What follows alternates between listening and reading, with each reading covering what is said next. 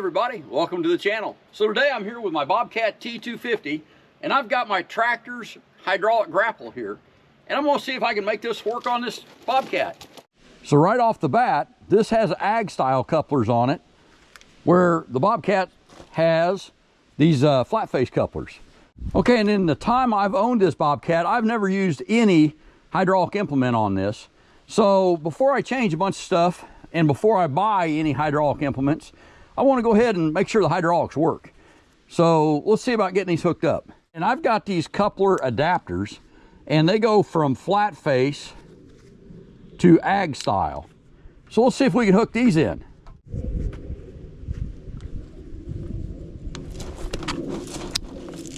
And on this Bobcat, to relieve any of the pressure, if you push in on this fitting, it'll relieve the pressure. So that should let us plug this right in. And it did. Now that we've got our adapters on, we should be able to hook our ag style couplers right in.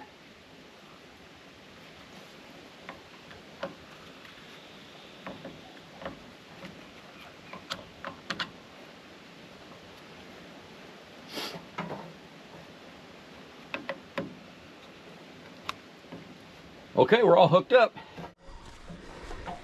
See how we can mount this hose so it doesn't get in the way of anything. The tractor has a farther, the boom sticks out farther than where the couplers are, so that might present a problem. Let's check it out. All right, so let's start our machine up. Like I said, I've never used the hydraulics on this, so it's going to be a little bit playing around.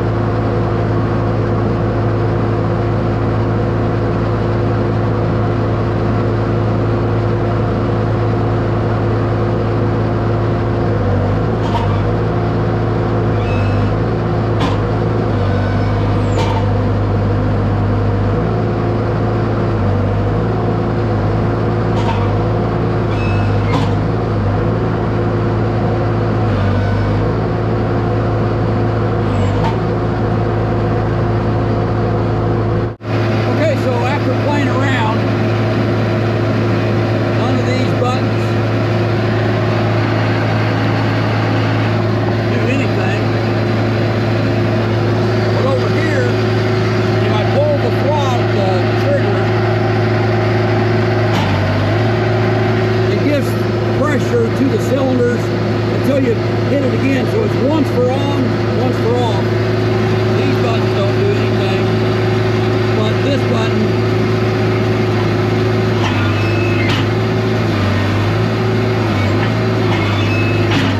and here's that trigger.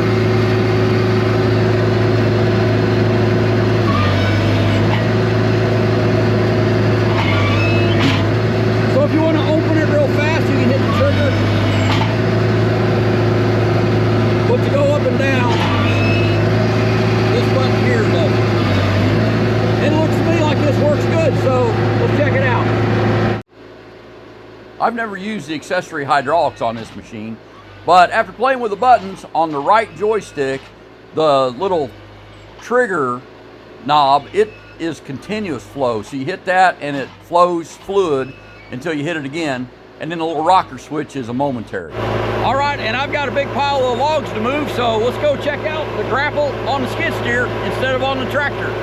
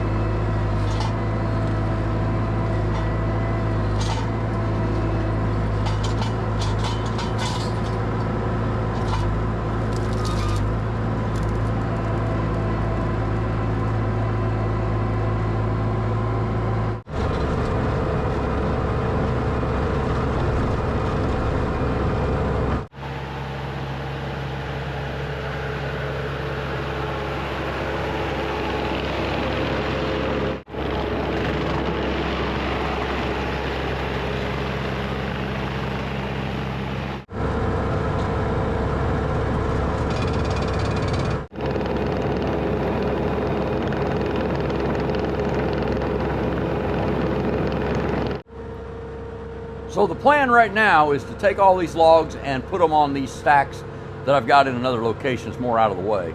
I'm going to turn that area where these logs were stacked into a kind of a wash bay where I can wash the mowers and stuff that I'm working on. These logs were all hardwood logs that I was going to use on the mill, otherwise it's probably going to turn into firewood. Oops, that one rolled too far. Oh well, it's not like it's hurting anything back there.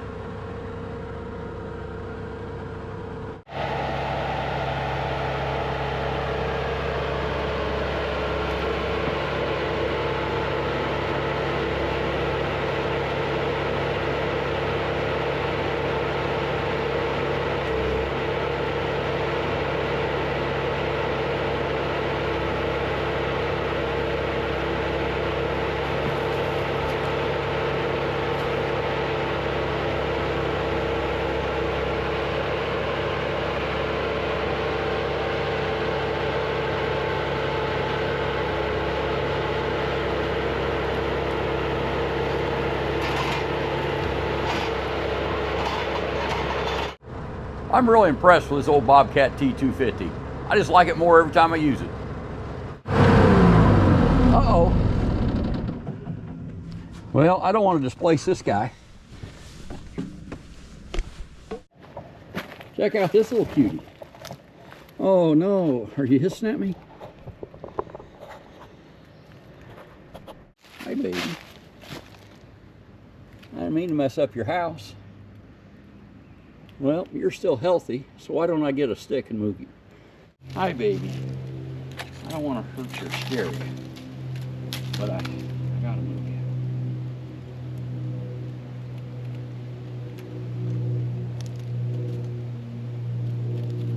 I know it. I know it.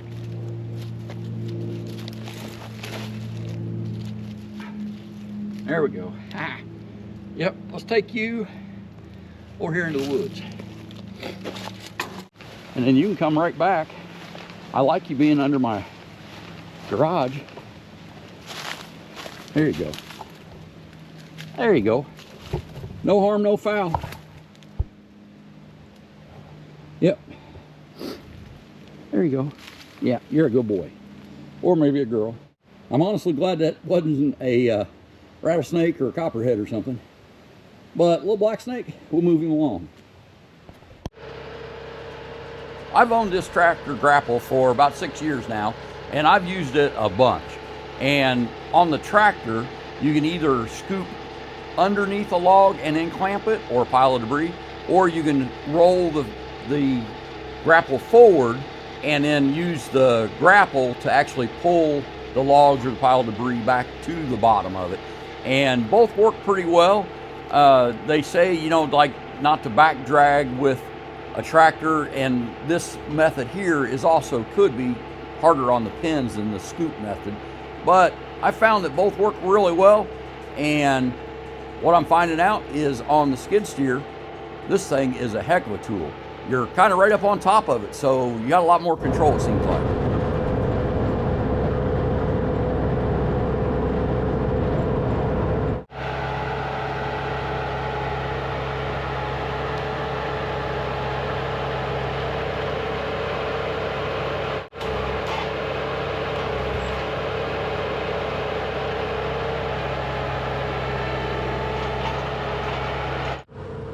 So why switching implements between a tractor and a skid steer is a big deal is that they use different hydraulic oils. You are absolutely going to mix some hydraulic fluid from the tractor into this skid steer's hydraulic system by switching like this. But the jury's still kind of out on if that's a big deal or not. It's such a small amount of oil, and it happens all the time with rental equipment. For my particular use, I'm not going to switch these that often. And I do keep up on my maintenance, so I'm kind of rolling the dice, but I don't have a problem using this tractor implement on my skid steer. It may just become a skid steer implement from now on.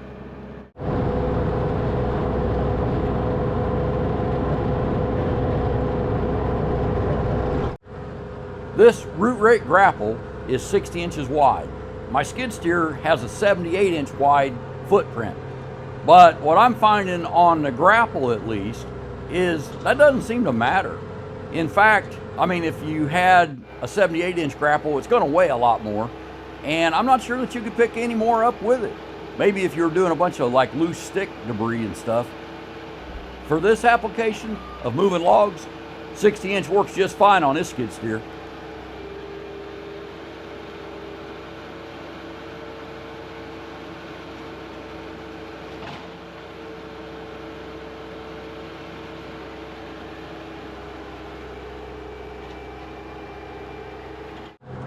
So here I use the scoop method, where I slid the root rake underneath the logs, and doing this I was able to get 2 logs pretty easily.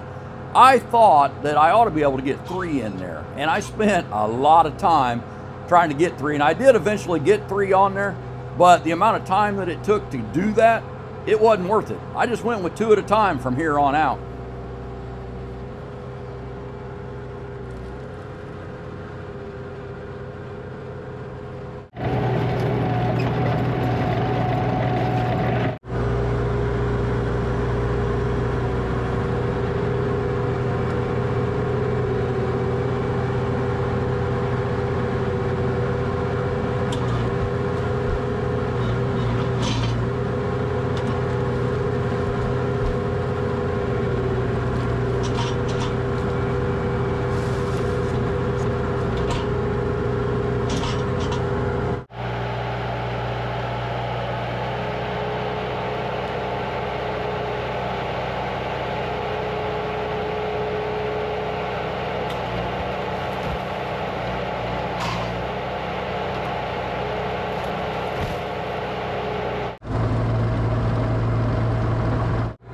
So here's one place that the tractor's different than the skid steer.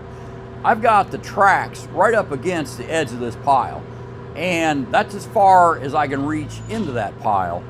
And I can tilt the thing and let them roll off and get them where I want them kind of.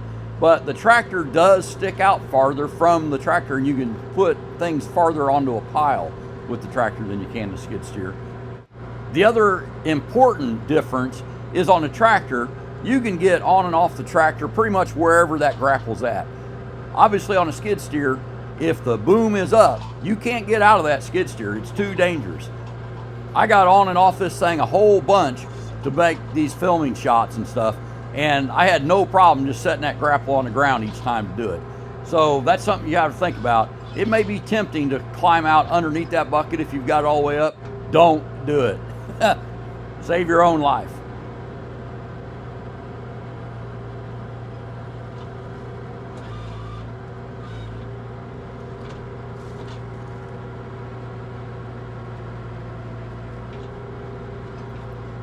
So here is probably the #1 reason I wanted to try this root rake grapple on my skid steer. You can rake things out with the tractor, but it's so much easier and so much more precise with the skid steer. Because you're right up on it, you can see what you're doing so much better, and honestly, it holds a better line, I think, because the grapple is so much closer to the operator station. Anyway, this did a phenomenal job raking this out. Now this is someplace where maybe I'd rather have a implement that was the same width, but this worked pretty dang good. All right, well, that worked even better than I thought it would. So the tractor hydraulic grapple was moved over from the tractor to this Bobcat T250, and it worked fantastic. Now this is only a 60-inch grapple, and this Bobcat is 78 inches wide, but I didn't think that really hampered it at all. And what I think I'm going to do is go ahead and change the fittings, and I think this tool is going to just become a Bobcat tool from now on. Like I said, the tractor works really good with forks, and this seemed like you had so much more control. One of the things, it didn't have as much reach as the tractor's got, but I think I can work around that. All in all, I'm real happy I didn't go ahead and buy a new grapple, and I may do that at some point, get one that's actually as wide as the implement. But for now, without spending money, this works fantastic. If you got anything out of this video, drop us a like. It absolutely helps our channel, and we invite you to subscribe to see more. Thanks a lot for watching. Have a great day, and be safe.